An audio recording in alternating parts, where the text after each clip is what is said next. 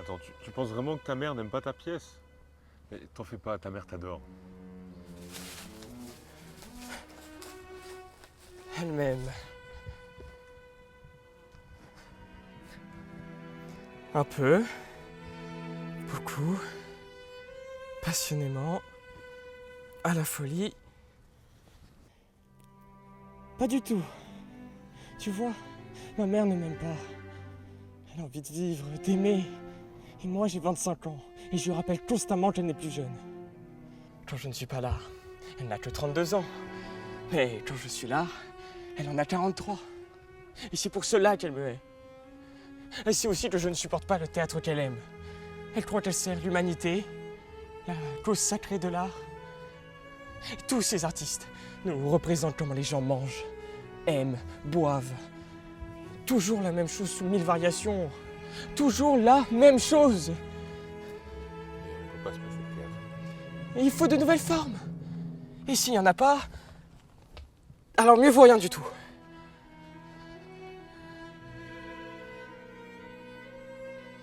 J'aime ma mère. Je l'aime profondément. Mais elle mène une vie absurde. Je regrette d'avoir pour mère une actrice célèbre.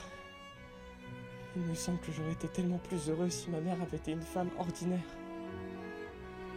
Combien de fois il lui est arrivé de recevoir des célébrités, des artistes. Et moi, au milieu d'eux, je n'étais rien. On ne me tolérait que parce que j'étais son fils. Et qui suis-je? Que suis-je?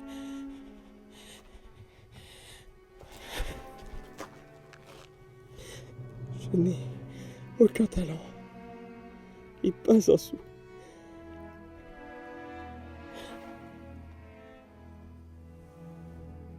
J'entendais pas.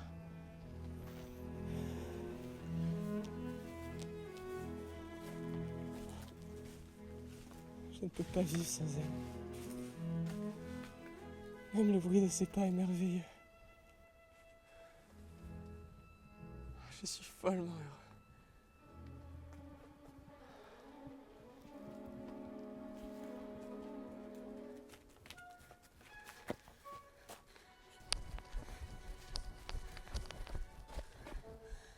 Je ne suis pas en retard. Mais non. Mais non. J'ai été inquiète toute la journée. J'avais peur. Si peur que mon père me retienne. Mais je suis contente. On dirait que ses beaux yeux ont pleuré. Ce n'est rien. Voyez comme je suis essoufflée. On doit partir dans une demi-heure. Il faut qu'on se dépêche.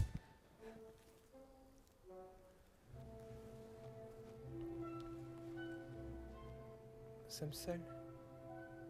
Il me semble qu'il y a quelqu'un là-bas. Non. Personne.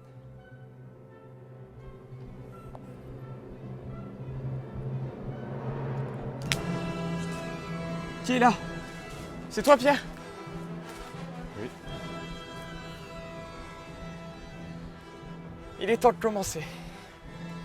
Allons-y. Tout est prêt? Oui.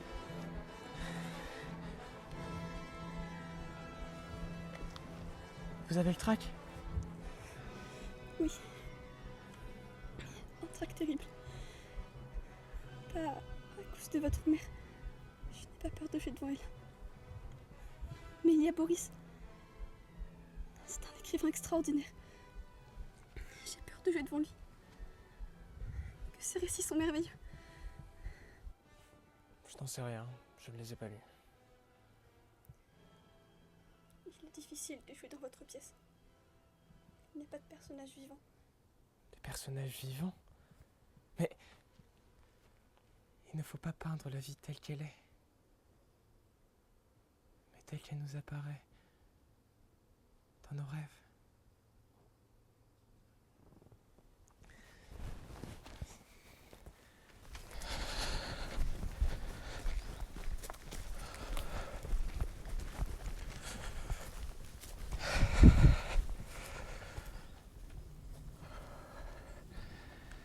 Mesdames, messieurs, on commence.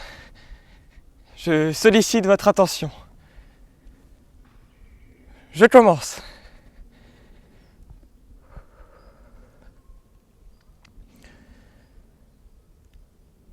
Ombre, ancienne et vénérable, qui survolait ce lac la nuit, endormez-vous et faites que nous rêvions de ce qui arrivera dans 200 000 ans. Il n'y aura plus rien dans 200 000 ans.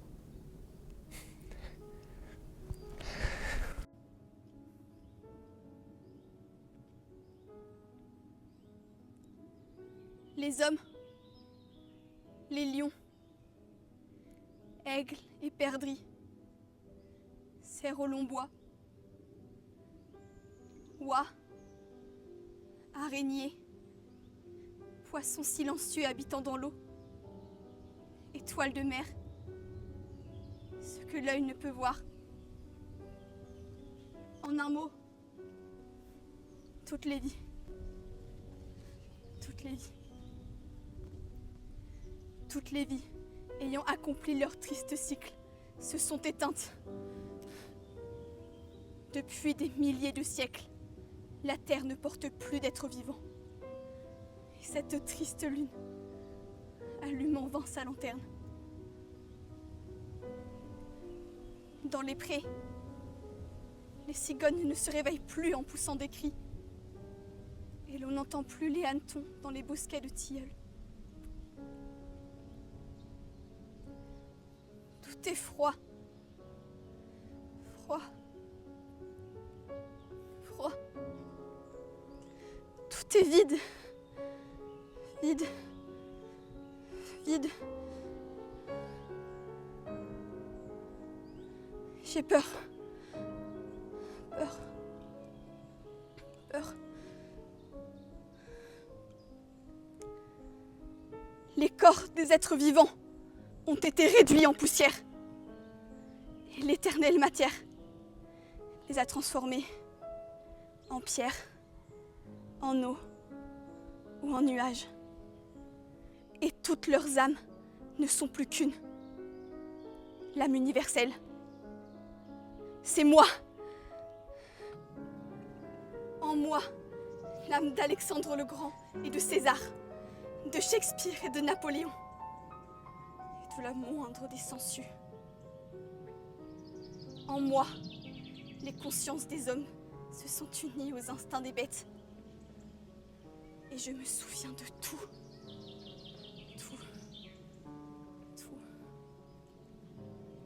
Et je revis chaque existence en moi-même. C'est sombre. Je suis seule. Une fois, tous les 100 ans, j'ouvre la bouche pour parler. Et ma voix résonne tristement dans ce vide. Et personne ne m'entend. Vous non plus, blême lumière. Vous ne m'entendez pas. Enfanté avant l'aube par le marais putride, vous errez, sans pensée, sans volonté, sans le frémissement de la vie. Tel un prisonnier, jeté au fond d'un profond puits vide. Je ne sais qui je suis, ni ce qui m'attend. Cependant, on m'a révélé que le diable... Vous ne sentez pas? Ça sent quelque chose. C'est fait exprès? Maman! La pièce est finie. Mais pourquoi te fâches-tu? Je te demande pardon. J'avais oublié que seuls quelques élus peuvent écrire des pièces et jouer sur une scène. La moindre comédie, tu n'es pas capable de l'écrire. Je n'ai jamais joué de pièces comme ça.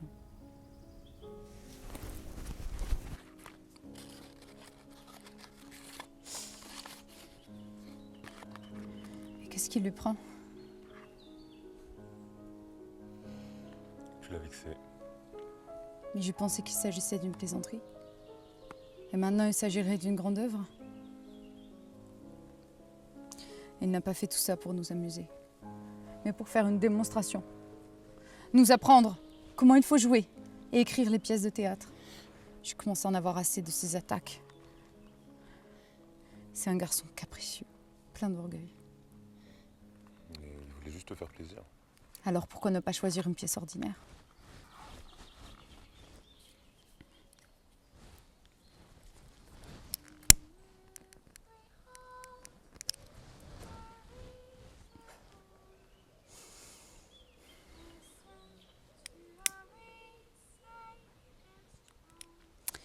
Ne parlons plus de théâtre.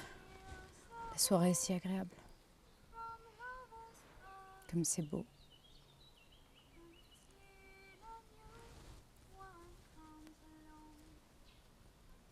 I spoke to you in cautious tones. Et maintenant, on ne sait pas où il est. You Et je suis inquiète. answered me Kostya! with no pretense. Mon fils! And Kostya! still I feel I've said je vais too chercher. much.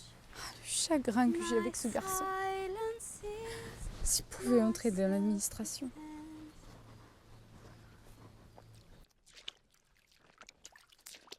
Bonsoir.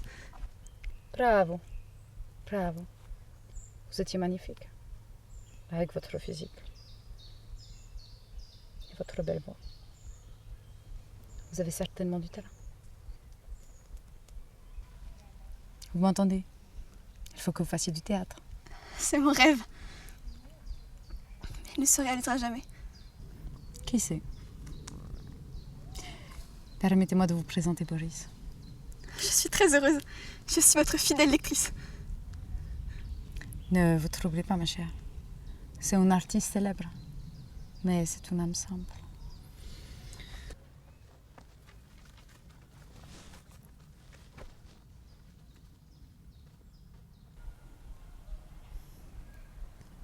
N'est-ce pas une pièce étrange? J'ai rien compris. Mais j'ai pris plaisir à la regarder puisque vous jouiez avec beaucoup de sincérité. Puis le décor, il était magnifique. J'ai du mal à me représenter exactement comment on est quand on a 18 ou 19 ans. J'aurais aimé être dans votre peau ne fût-ce qu'une heure pour savoir ce que vous pensez. Et moi, j'aurais voulu être à votre place. Pourquoi? Pour savoir ce que ressent un grand et célèbre écrivain. Quelle impression vous fait votre gloire? Quelle impression?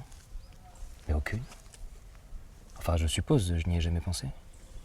Mais quand on parle de vous dans les médias, Si l'on dit du bien de moi, c'est agréable. Si l'on me critique, je suis de mauvaise humeur pendant 2 jours. un monde merveilleux. Si vous saviez comme je vous envie. Le sort des êtres est si différent. Les uns traînent misérablement, une vie ennuyeuse et morne. Ils se ressemblent tous, ils sont tous malheureux. Mais d'autres, comme à vous, le ciel leur a donné beaucoup de bonnes choses. Vous êtes un homme heureux. Moi? Vous parlez de célébrité, de vie intéressante, lumineuse. Vous êtes très jeune. Votre vie est si belle. Soit. Parlons-en. Parlons de ma vie belle et lumineuse. Alors par où commencer?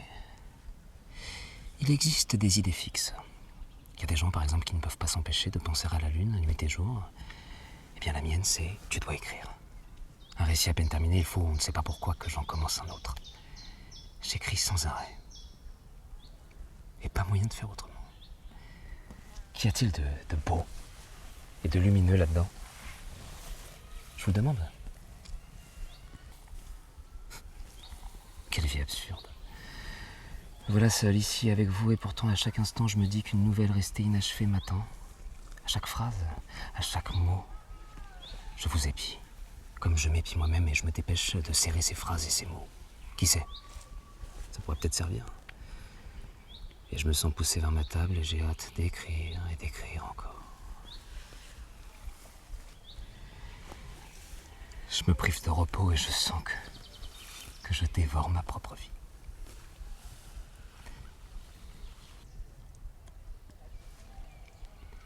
Est-ce que je suis fou? que mes amis et mes connaissances me considèrent comme un être normal? Qu'écrivez-vous? Qu'allez-vous nous donner? Il me semble que tous ces compliments, toute cette admiration, tout ça, ce n'est qu'une ruse, qu'on me trompe. Et j'ai bien peur qu'un beau jour on se saisisse de moi et qu'on m'emmène à l'asile. Mais voyons, ne devez-vous pas à l'inspiration et à l'acte de la création des moments lumineux, sublimes? Oui, il est agréable d'écrire, oui. Mais à peine le récit paru, je le trouve détestable. Et je suis dépité. Puis quant au public, ils disent « Ah oui, c'est bien, mais c'est pas aussi bien qu'un tel. » Et jusqu'à la fin de mes jours, tout ce que je ferai sera bien, mais sans plus. Être artiste. Pour mériter ce bonheur, je supporterai le manque d'affection de mes proches, la misère, les déceptions.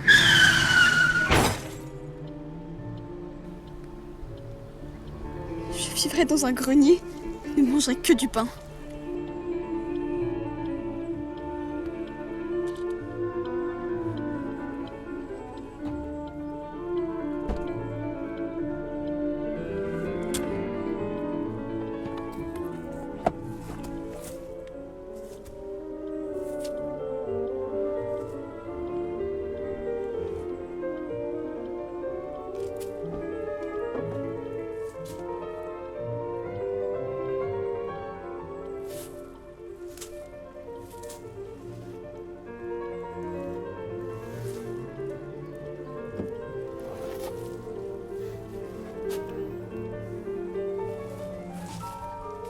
Constantin?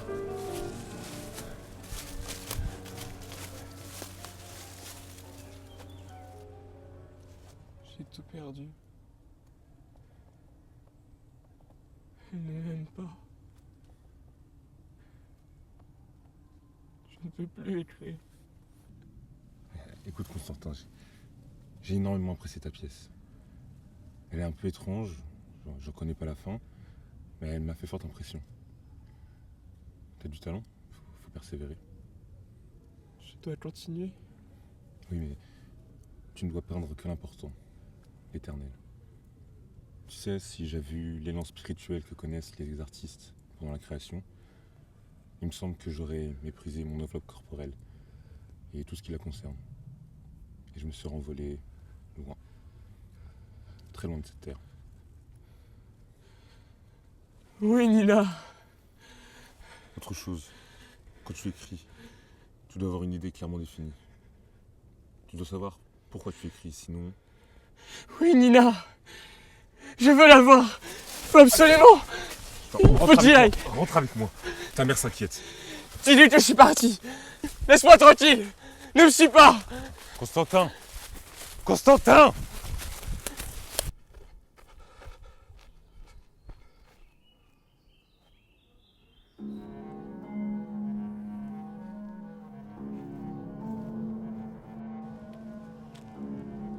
Tu es seule?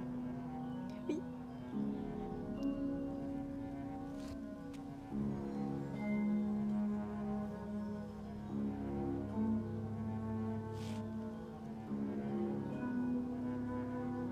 Qu'est-ce que ça veut dire?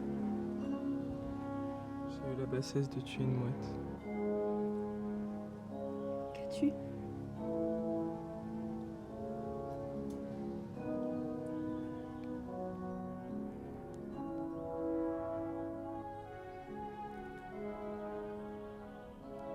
Je me tuerai bientôt de la même manière.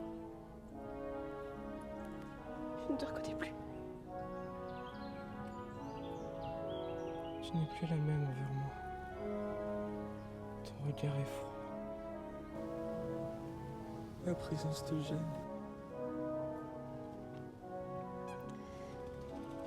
Tu es devenu irritable. Tu t'exprimes d'une manière bizarre. À l'aide de symboles. Cette mouette en est une probablement. Mais je ne le comprends pas. Je suis trop simple pour te comprendre. Ma pièce a si stupidement échoué. Si tu savais comme je suis malheureux. Ta froideur à mon égard est horrible. incroyable. Comme si en me réveillant, j'avais vu ce lac asséché. L'eau aspirée par la terre.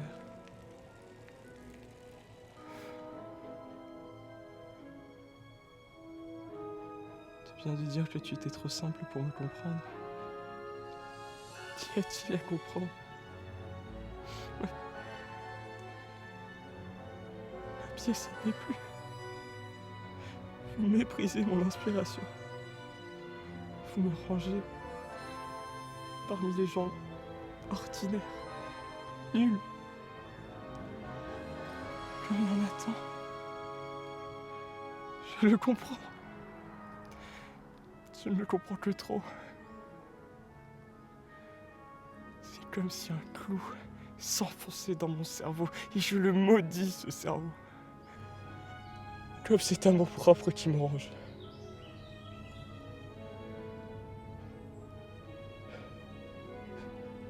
Mais voilà, le véritable talent. Il a la démarche d'Hamlet, et comme lui, un livre à la main. Des mots, des mots, des mots.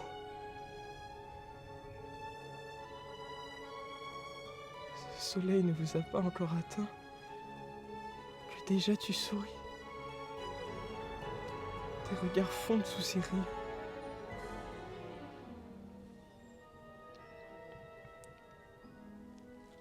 Je ne veux plus vous déranger.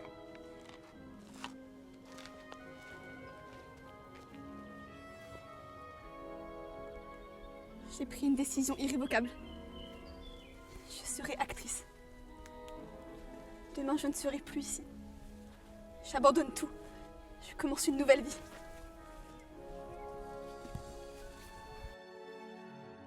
Au bord d'un lac, depuis son enfance, vit une jeune fille.